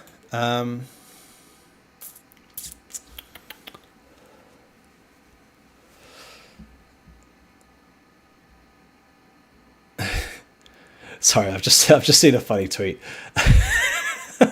Obviously, it's relevant to wildcard situation, so I'm gonna. Yeah. What about players who have played their entire career for a region, held residency in a region, went to university in a region, lived in a region, and paid taxes in a region for close to a decade for Valve to turn around and say sorry? Yeah, hashtag make Sonic American. I think this is going to catch on better than the Bestia hashtag myself. Yeah. Yeah, I empathize a lot with Sonic because he has essentially committed many years to playing in North America, and for all that he's earned nothing.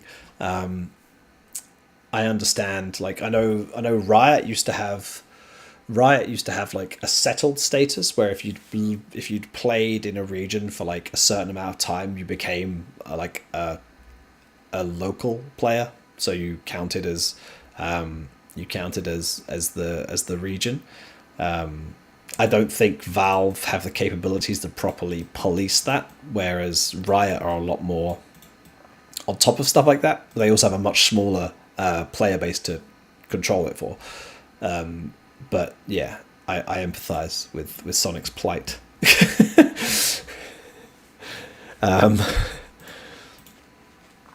Yeah,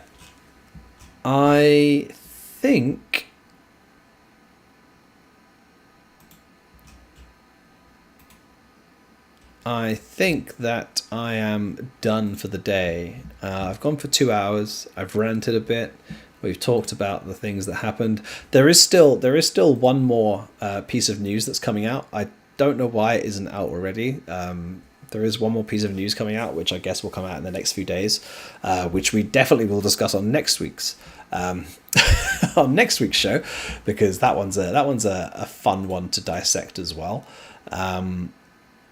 But yeah, I guess we'll have to wait and see how Valve changed the rest of the rules. I think ESLs is ESLs is done. We'll have to wait and see what happens with the rest of the rules. But I'm sure they're not done with the changes. I'm sure there's going to be changes to the rankings. I'm sure there's going to be changes to the rule books, both major and third-party events. So I mean, that day is going to be like a 6-hour stream. Like, when that all drops in one fucking day, like, holy shit! Like, we're just gonna have to like set up a fucking campsite here because we're just not going to leave. But yeah, I think we're done for the day. So unless there's any like burning questions that come through in the next like 2 minutes or something, while I just ramble and try and say goodbye, head up to the which way? That way. Head up to the Complexity shop, scan the barcode up there. I think you can still buy these. I say that every week, and I never actually check if you can still buy these, but they're really cool. I like these t-shirts a lot. Yeah, you can still buy the Grit tee in both red, which is cardinal, and in black. I don't have all the jerseys now; they're in my suitcase again. But yeah, head up to the shop, which is up there, if you scan it on the QR code. Otherwise, you can... actually, wait, I think if I scan the QR code, I think it does something cool. Hold on. I seem to remember that when someone scans the QR code, I'm going to scan it myself. Oh, no. Is it not going to let me? Oh, yeah, it can do it. Here. If I scan the QR code, I seem to remember that it... Yeah, look at that. Someone scanned the QR code. Ooh. Every time I talk about it, someone scans it. I think it's just one of our staff, but... Go to the shop. Also, you can go to the Discord. Wait, can I? Oh, look at that! I can do it myself. Look at that! Boom! Go to the Discord. I'm in the. Fuck's sake! That way, up there somewhere.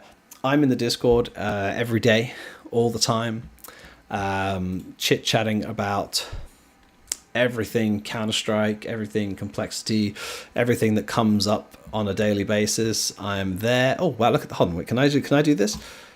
Oh, look at that. Go get your Complexity USA tee featuring Grim. You can also get a Complexity Core... Oh my, I didn't know I could do this. Complexity 25 Fight Pro jersey. Go there.